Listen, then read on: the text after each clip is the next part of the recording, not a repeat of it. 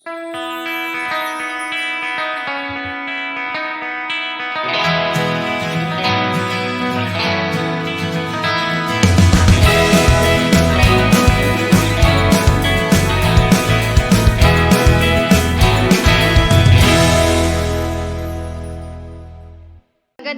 umaga po.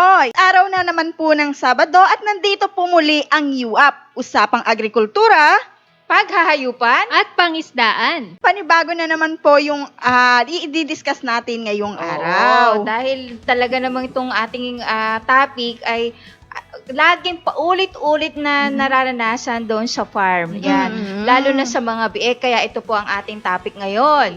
Bakit kadalasan ang mga bagong silang na biik ay nagtatae? Ayan. Bakit nga ba? Bakit ka? Kasi, alam mo, sa totoo lang, yung mga nagpo-farming, yung mga lalo na kung ang kanilang mga inaalagaan yung mga inahin, nag-aalaga at nagpapalaki ng mga biik, ito yung talagang hindi na yata nalulunasan o nalulunasan man, pero paulit-ulit pa rin nangyayari sa farm. Yung pagtatain ng mga biik. Oo. So, kaya nga po, ngayon, para hindi na maulit, is ibibigay po namin sa inyo yung mga dahilan kung bakit nga ba paulit-ulit na nangyari at ano po ba yung mga dahilan na yon. Oo. Isa na po dyan, yung ating mga kulungan ay madumi at laging basa. Siyempre, pagbasa, maraming mikrobyo, nagiging sanhi ng pagtatae. Oo. Isa din po dyan yung brooder. Kapag kalabas ng ating mga biik galing sa inahin, is wala po tayong maayos na brooder or hindi po tayo nakapaglagay ng brooder doon sa ating mga biik. Yan po ay isa din sa problema kung bakit nagtatae yung ating mga alaga.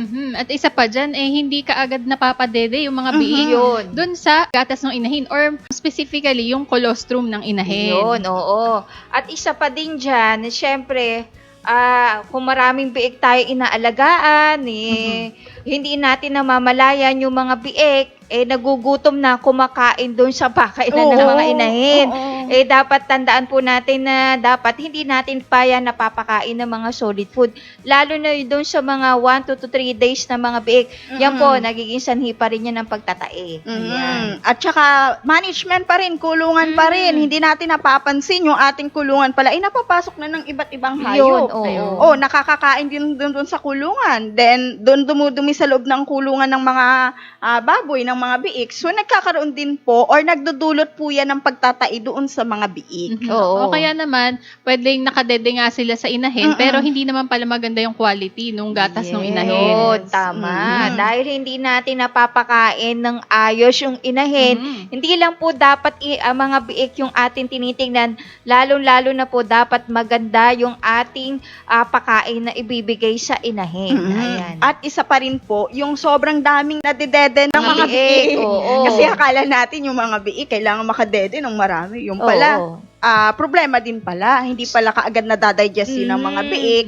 Kaya nagiging resulta din ng pagtatay. So, meaning, mapadami o mapakaunti, isa rin pong cause na pagdadayariya o pagtatay ng mga biik. Yes. So, yun yung ilan sa mga medyo pagkakamali din ng mga nagmamanage ng mga bayan. Kaya yung iba, nagtutulog kaagad, ano yung pinaiinom. So, dapat, yan po, ilan doon sa mga nabanggit natin, tingnan natin po yan, yung pagkakamali natin, bakit nagtatae. Kumbaga, tingnan natin yung cause, yung sanhi, kung saan nanggagaling ba yung pagtatae. Ayan. Yung katulad nga po nung sa brooder na nabanggit natin, di ba? Kasi paglabas po ng biik, doon sa sinapupunan ng ina, syempre yung environment doon sa labas malamig. Yung pinanggalingan ng biik ay mainit sa loob ng katawan ng inahin. Tapos paglabas niya ay malamig na. So, syempre mababago yung katawan ng mga biik. So, dapat maglaan tayo ng brooder.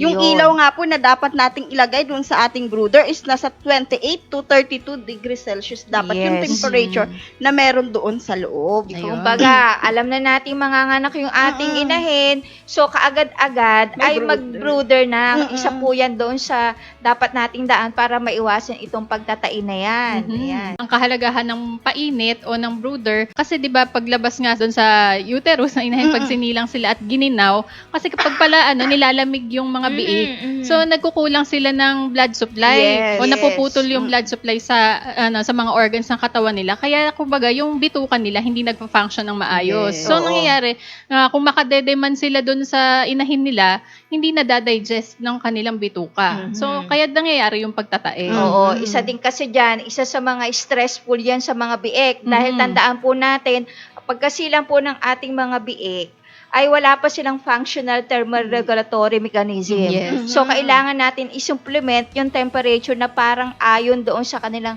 pangangailangan. So, napakahalaga po ng brooder bago lumabas sila sa inahin. Pagkalabas nila, so, dapat meron na silang brooding na mainit-init pa yung kanilang kulungan. Kasi iba pa nga ginagawa, pagka panganak nga doon sa mga biik, pinupunasan na nila yan. Tapos may iba nga may ginagawa pa na may pinapahid pang powder na parang bukod sa may antibacterial property or naglilinis doon sa katawan ng biik, meron din siyang pangpainit doon sa mga biik. Dahil nga, yung nasabi mo kanina na nasa loob ng tiyan ng inahin yan, so nanggaling siya sa mainit na temperature. So kailangan ma-supplement natin paglabas ng mga biik, dapat ganun pa rin yung mararanasan nila. So para ma-suppress o para hindi na sila kaagad magtae. Ayan. So connection din doon sa pagpapadede. Syempre kailangan pag napunasan natin yan, at mano pag okay na sila, isaksak mo na o padedehin mo na kaagad doon sa inahin. Dahil mahalaga po yung colostrum. At saka tandaan po din natin, kasi ang mga biik, pagkaanaknan, o pagkalabasnan ng mga biik na yan, wala pa silang antibodies o wala pa silang panlaban para doon sa mga mikrobyong makukuha nila sa environment nila. So, ang tanging antibodies lang ang makukuha nila, yung nanggagaling sa colostrum or yung gatas na nanggagaling doon sa inahin. Kaya mahalaga po yung colostrum. Tsaka katuwang din nung ating brooder o yung artificial na painit, kapag napadede ng colostrum, yung mga biik, nagdadagdag din ng heat sa katawan nila. Kasi nagpo-produce ng energy yun eh. Kung saan yung pinapatas yung antibodies ng mga biik. Talaga. At saka, isa pa dyan, dapat maganda yung pagbigay natin ng pakain. Doon sa ating mga inahin. Kumbaga, wag nating titiparin ang ating mga inahin pag yan ay nagbubuntes at yan ay nakalabas yung mga biik. Pag nakalabas yung mga biik, i-supplement natin ng magandang pakain para makaproduce sila ng magandang quality ng gatas at mataas yung colostrum na dededehin ng ating mga inahin, ng mga biik. Kasi kapag kakulang sa nutrisyon, yung ating mga inahin, so doon nagkakaroon din po kasi ng problema, yung paninigas ng kanilang dede or pamamaga. So yan, kapag nanigas po yan, ang tendency, hindi makakadede ng maayos or kulang yung gatas na ilalabas na walang madidede yung mga biik, kaya bumababa po yung immunity ng mga biik, kaya sila nagkakaroon ng pagtatay. Tsaka kailangan tandaan natin na may limitation yung colostrum ng inahin. Dapat agapan natin na mapadede agad pagkasilang sa kanila. Kasi at least kailangan within 12 hours mapadede na natin yung mga biik. Kasi bumababa rin yung level ng antibodies na meron yung colostrum. So kapag kung sakali na napadede natin sila na 20 hours na yung nakalipas, wala na. Baga normal na gatas na lang yung maiinom nila. Lumipas na yung colostrum. Kaya within that oras, mapadede natin lahat. At tuloy-tuloy lang yung pagpadede ng mga biik doon sa inahin. Dahil nga kung hindi napapadede ng ayos at kulang yung nutrition sa mga inahin, nagkokos nga yun ng MMA, yung paninigas ng mga dede. At saka, isa pa yun sa mga tip na pwede natin ibigay sa kanila. Halimbawa, maganda yung gatas ng inahin. Ang madidetect po natin kung maganda yung gatas ng inahin at okay, tingnan nyo po, hipuin nyo yung bawat dede ng inahin kung yan ay matigas o malambot. Pag malambot po yan, yun, magandang paggagatas ng mga inahin at siguradong malilesen po yung pagdadayariya ng mga biik. Tsaka isa pang tip din, kapag syempre hindi natin maasahan kung ilang biik ba yung iaanak nung inahin o masyadong marami. Siyempre mag-aakaagawan sila sa colostrum. So, yung iba ginagawa, ina-assist. So, parang nagsisplit suckling, parang by batch yung pagpapadede doon sa mga biik. At maganda po din yan tip dahil pag nadedede lahat yan, maiiwasan talaga yung paninigas. At kung manigas man yung dede ng mga inahin, ang gawin po nyo, i-hot compress nyo. Hindi yung basta yung mainit ha, yung towel na makapal na nakakapag-absorb ng matagal ng init. Yes. Pag maligam-gam yan, mismo doon sa kanyang nipple ng inahin, doon nyo po punasan. Maliles po yung paninigas, and then doon nyo din makikita kasi 'di ba ang mga biik, pag alam nyo maraming dede, doon lang sila isa, dalawa, tatlo, doon lang sila dumedede. Yes. Hindi na sila dumedede sa iba, 'di ba?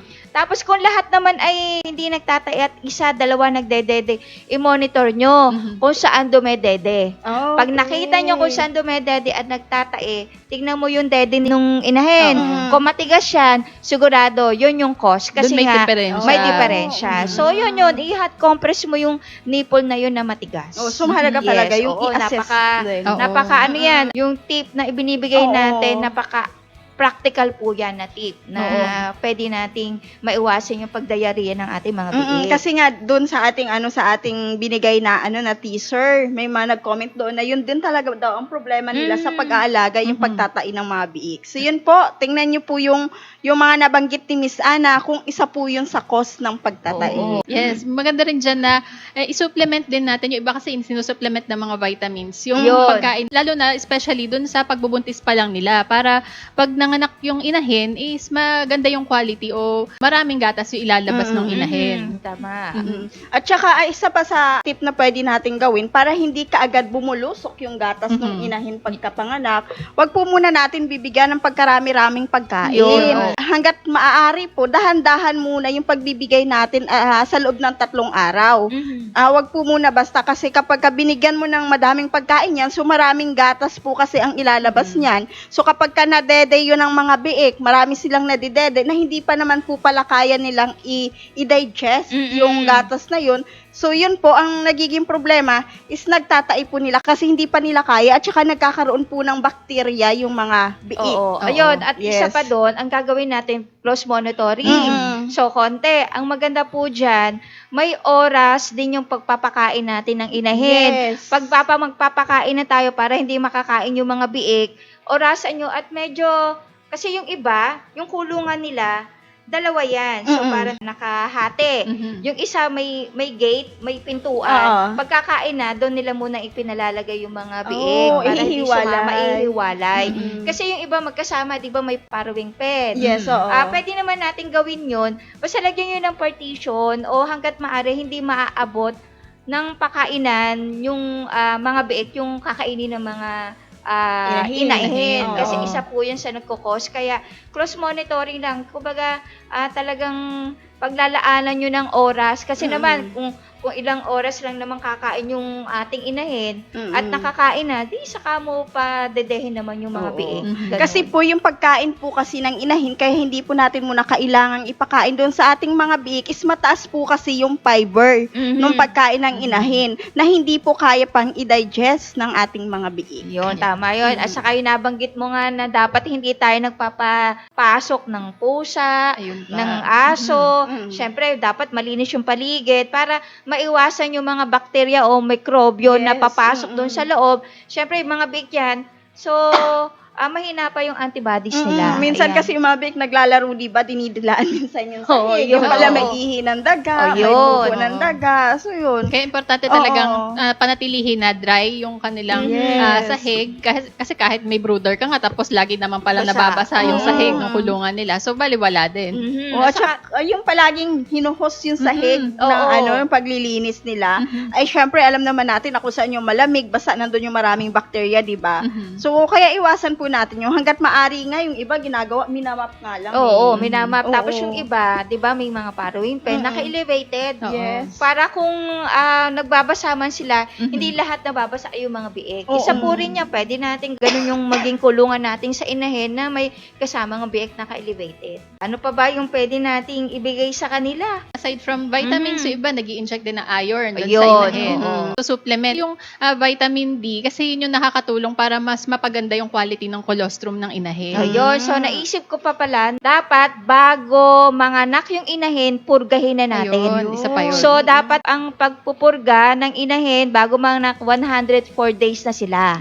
O yun, bago nating ilipat doon sa farrowing pen, at kailangan i-disinfect pa rin natin yung pagdadalhan ng mga inahin kung saan sila manganganak para maiwasan yung mikrobyo kaagad, di ba? And then, pag na-disinfect na natin yun, maganda yung kulungan, maiiwasan yung ganitong pangyayari na nagtatai kaagad yung mga biik. One day pa lang, pagdating ng kinabukasan, nagtatai na sila. So, hindi basta-basta nagpupurga lang. So, within that, yes, days, 104 days. Ng Kasi, pagbubuntis.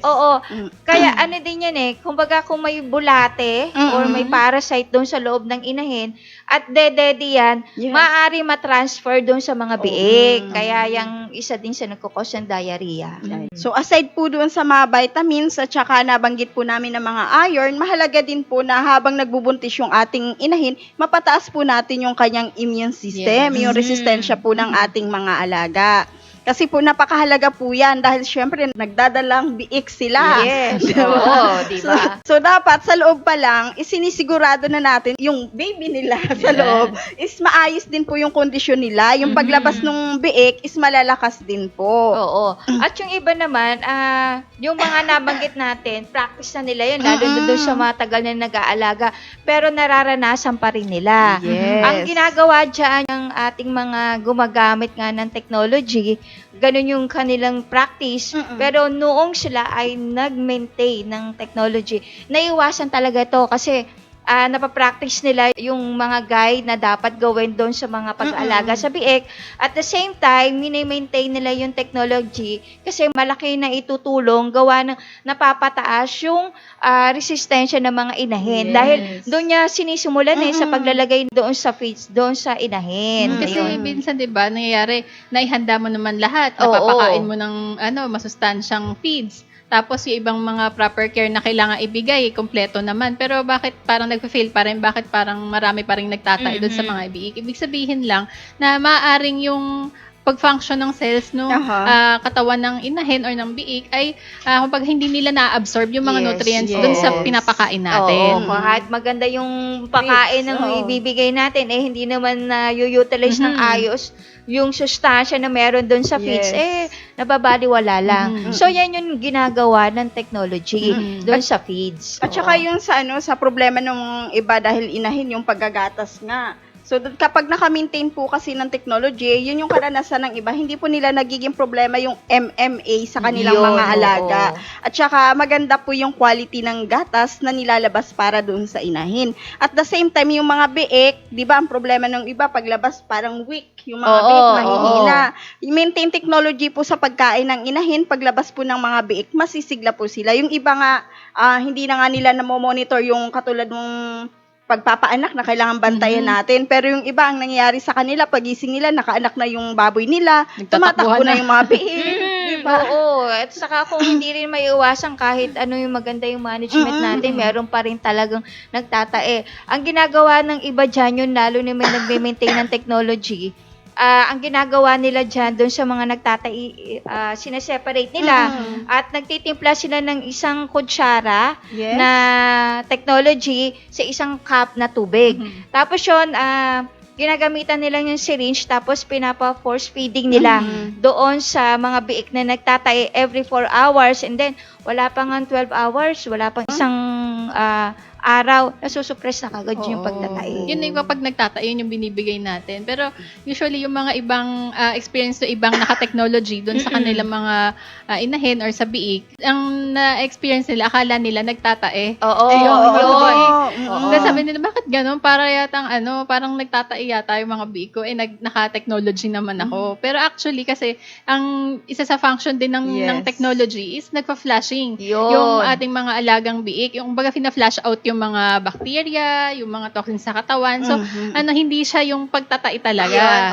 Flashing lang yun. Kumbaga, ang maganda dyan, kahit parang tubig na, pero masisigla at kumakain pa rin yung yun ang difference. Kasi unlike doon sa pagtatae, matamlay sila. At saka makikita mo na hindi nakain, walang ganang kumain. At makikita mo kaagad yung ribs. Si Ma'am Plaridel Geray na nagsabi nga po sa atin na Yan yung madalas niyang problema. So sana po ma'am ay meron po kayong natutunan po ngayon sa amin, sa diniscuss po namin. Pwede rin naman po kayong tumawag po, direct po sa amin kung kayo po ay may mga tanong at gusto nyo agad-agad na masagot. So ito po yung ating contact number, 0939 917-2858, 0917-502-1007, 0917-540-8887. So, yung contact number po natin para sa WhatsApp at Viber, it's 0939-917-2858. At syempre, aside po dun sa mga contact number ng office, pwede rin po kayong direct na mag-message sa amin dito sa aming Facebook page, Ato V Nanotechnology. At nariyan po lagi ang Facebook group na Livestock Agri-Aqua Troubleshooters Organization or yung LATO. So ito po ay Facebook group na contact point ng mga farmers at would-be farmers sa larangan po ng paghahayupan, pangisdaan at paghahalaman. So lahat po ay welcome dito, lalo na yung mga nag-aalaga o yung mga nagbe-breeder. Yan, so tas nagbebenta kayo ng mga big or kaya naman ay nagbebenta kayo ng mga dumalaga na pwede rin pagsimulan ng iba nating mga farmers na nagsisimula pa lang sa pagbababoyan. So magkakatulungan po tayo dito. So yung may mga inquiries din po, pwede po kayo mag-post dito ng inyong mga tanong at may mga sasagot din po sa inyo dito. At syempre, yung ating website, no? Huwag niyo pong kalimutan na bisitahin din dahil pag may mga upcoming events ang Team Ato V, so ipopost po namin dyan. At syempre, pwede rin po kayong mag-post ng inyong mga tanong dahil open na open pa rin po ang ating forum section sa website. So, yan, www.atovnanotechnology.com. Ayan. So, puntahan nyo po yan at syempre, i-visit nyo po yung aming YouTube channel na Team Ato V.